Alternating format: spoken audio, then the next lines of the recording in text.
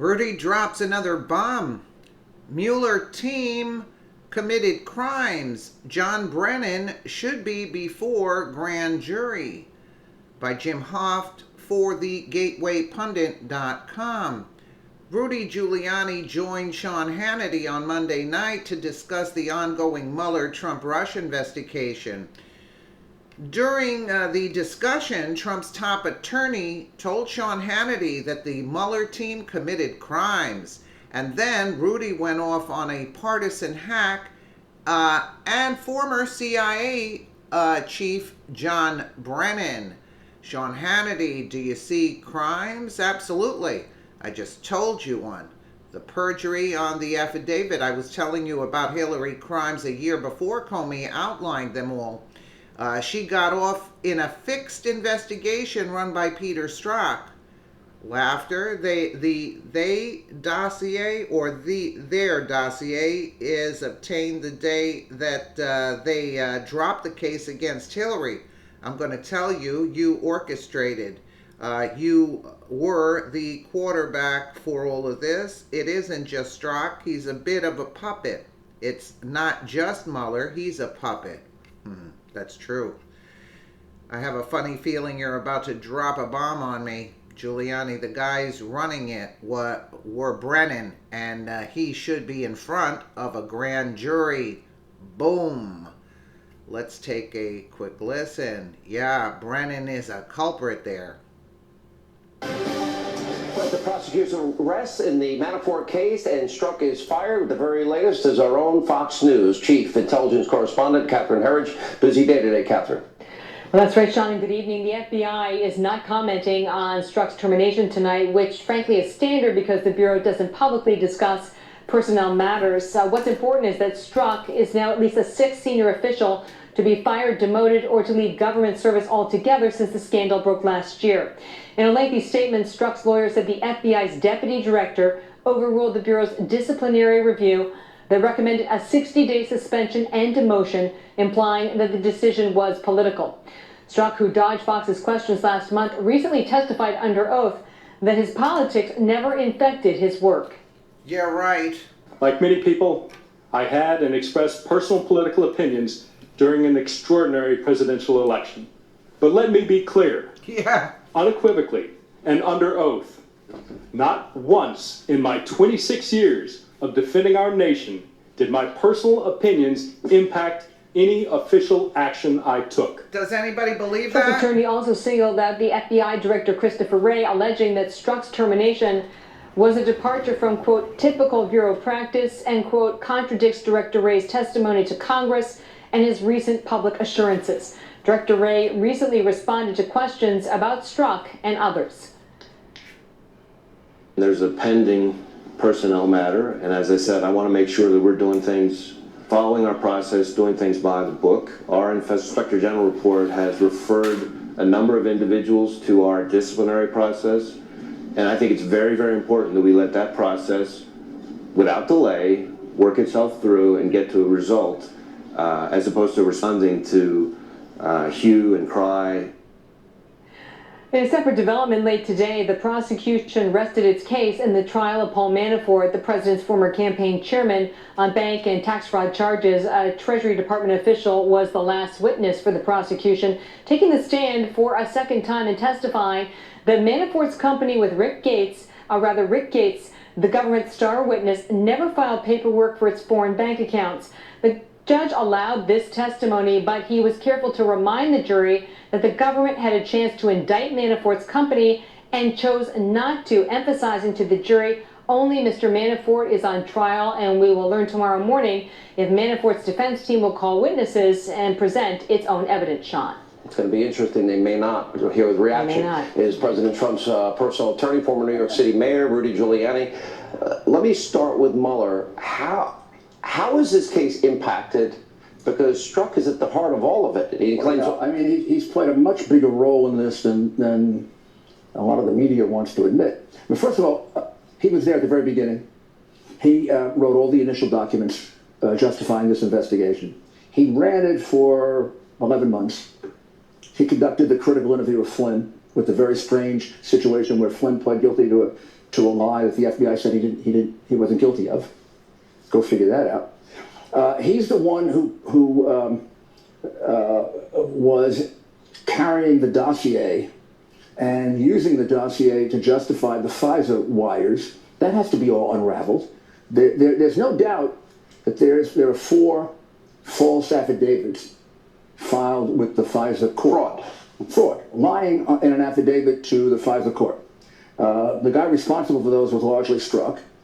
He gathered the evidence, non-evidence. The dossier is absurd. It's a political document bought and paid for. It's totally ridiculous. It's Russian document. It says provably false things, like Cohen was in Prague. He wasn't in Prague. It says that there were real estate deals with the Russians. There were no real estate deals with the Russians. It has Trump. The hookers in the bed was my. Yeah. He was with. I mean, they have evidence he was with hookers in a bed. Debunked. Yeah, debunked. Completely debunked. Got the dates all wrong. It's a cut and paste job by a down and out ex spy, English spy who hated Trump. And was paid by Hillary Clinton and the DNC. But they spread this information, Mr. Mayor, to lie to the American people too, and lie to the court. And the Justice Department, the Trump Justice Department, is hiding those affidavits on the grounds that the affidavits contain national security information. Well, my goodness, here are the things we need to know about it. Was the fact that Hillary Clinton and the DNC, the people who paid this, was that pointed out to the judge? Right. Because if it wasn't, you got a glaring omission. Wasn't pointed out that Steele, during the course of this, was fired by the FBI. Were his problems in his background exposed to the judge? I mean, when you present this guy, was he presented as a fully reliable informant, or were the questions, you have to do that in an affidavit. I wrote many of these affidavits. They never told the court in these applications that Hillary paid for it. They purposely withheld that information. Well, that would have been a non-starter. But they never verified any of the information in their So here's the point.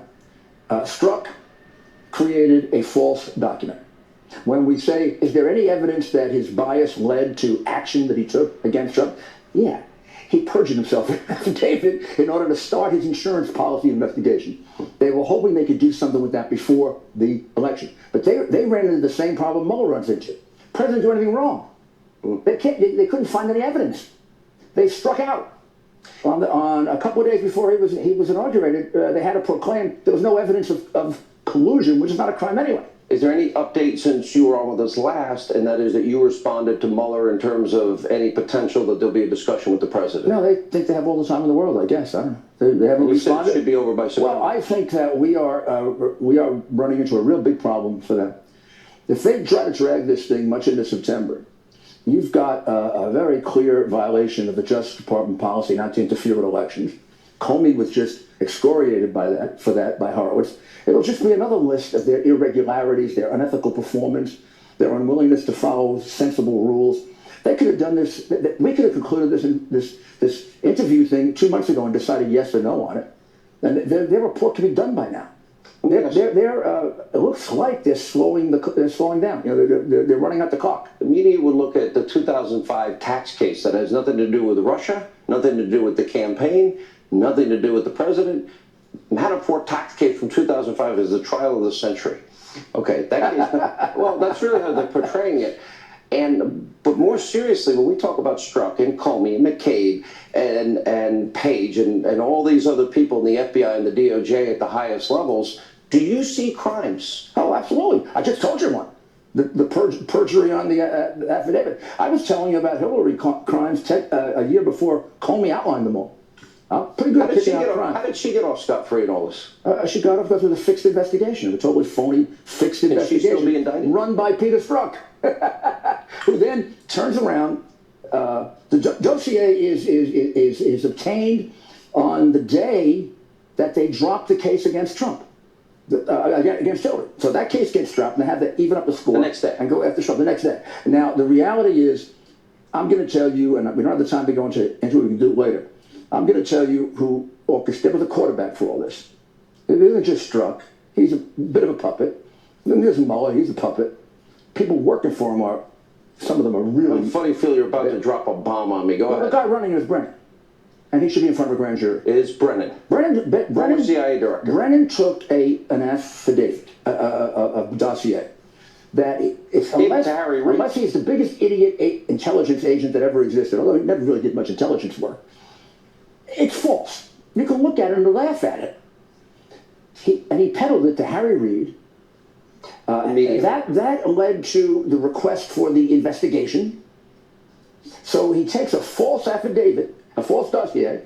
He gets the senators involved, and a couple of Republican senators, and they demand an investigation. Totally phony investigation. Now, why can't we get an investigation when there are clear facts showing possible violations of the law?